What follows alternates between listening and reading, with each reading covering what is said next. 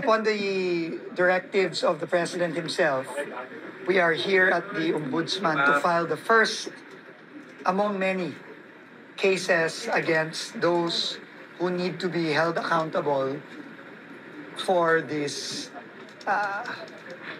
unprecedented stealing of the people's money. No?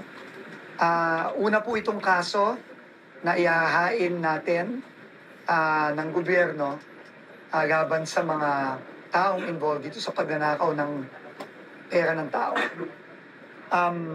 Sabi po ng Pangulo sa akin mismo nung Sunday, bago siya umalis, at sinabi din niya nung pagkaupo ko lang bilang bagong sekretary ng DPWH, lahat ng kailangang managot, dapat managot. At sabi din niya, enough talk, enough process, umaksyon na tayo. At ito ang unang aksyon natin. No, ito ang unang complaint na final natin sa Ombudsman at marami pang mga padating sa mga susunod na linggo. 20 DPWH personnel, 20 and officials ang finala natin. I will read all their names.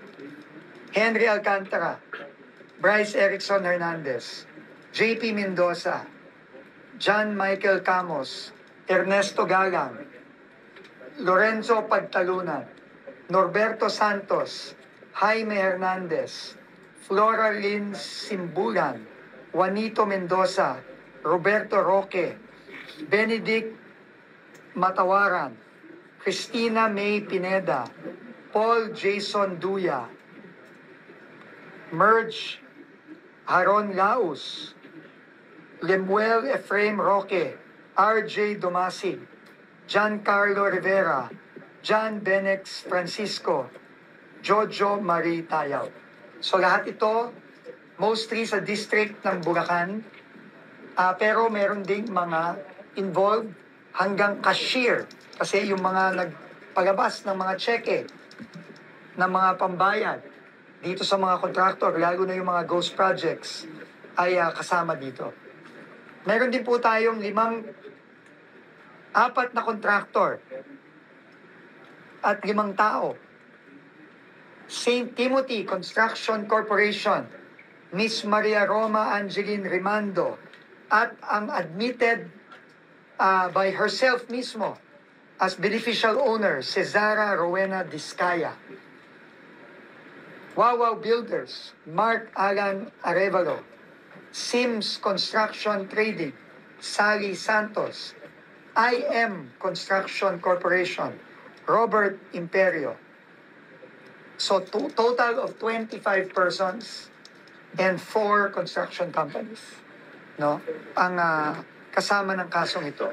Ito ang mga kaso final natin. Anti-Graft and Corrupt Practices Act, malversation through falsification of public documents, and the violation of the Government Procurement Act. Ang malversation po through falsification at ang Anti-Graft Corrupt Practices Act because they have breached the threshold of more than 8.8 million. Non-bailable po ito. Non-bailable. At ang parusa po nitong lahat ng counts na ito ay life imprisonment.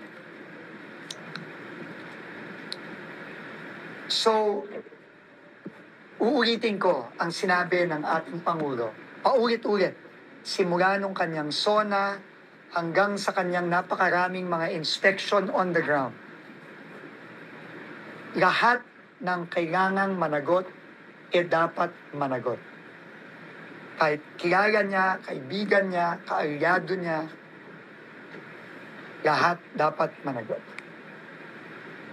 Simula pa lang po ito, habang po wala pa ang independent commission na itatayo pa lamang ng ating Pangulo, ang DPWH po muna ang magfa-file ng mga complaint na ito. At marami po pong mga complaint sa mga susunod na linggo. Per project po ito. 5 project pa lang po ito.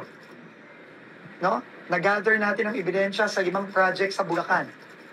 Nitong nakaraang higit 1 linggo pa lang.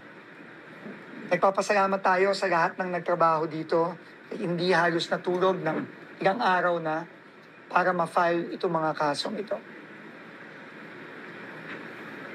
Ang importante pong malaman ng mga kababayan natin na hindi po papayagan ni Pangulong Bongbong Marcos na hindi managot itong mga taong ito.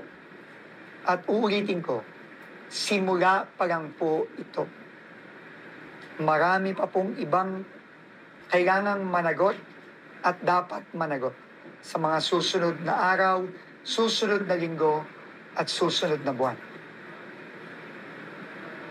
Nakita naman po natin ang galit at sakit na nararamdaman ng ating Pangulo. Halos maiyak na po siya sa galit at sa sakit na naramdaman niya dahil sa mga nakita na rin niya with his own eyes. Nakita niya. Nakausap niya mismo ang mga kababayan nating rinaragasan ng mga baha sa Bulacan, sa Iloilo, sa Baguio. At sabi nga niya, enough is enough. Kailangan managot na ang mga dapat managot. Oo. Opo.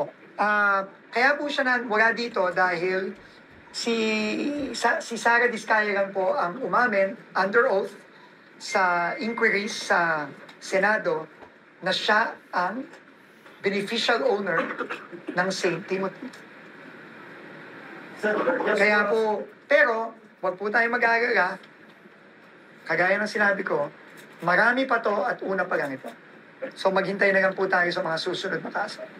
Bakit grant lang at hindi tayo umabot ng plunder? Where in fact, kung isusumali natin lahat ng mga flood control project na to, billions of pesos yung halaga. Tama po. Tayo po ay, napakaganda po ng tanong. Tayo po ay kumonsulta sa mga legal luminaries. No? Hindi ko na sasabihin kung sino. At ang sabi po nila, ang kanilang naging suggestion at recommendation is mag-file ng mga kaso na pinakamadaling patunayan given the evidence that we have and pinakamabilis. Kasi sabi po ng Pangulo, kailangan mabilis ng managot ang mga taong ito.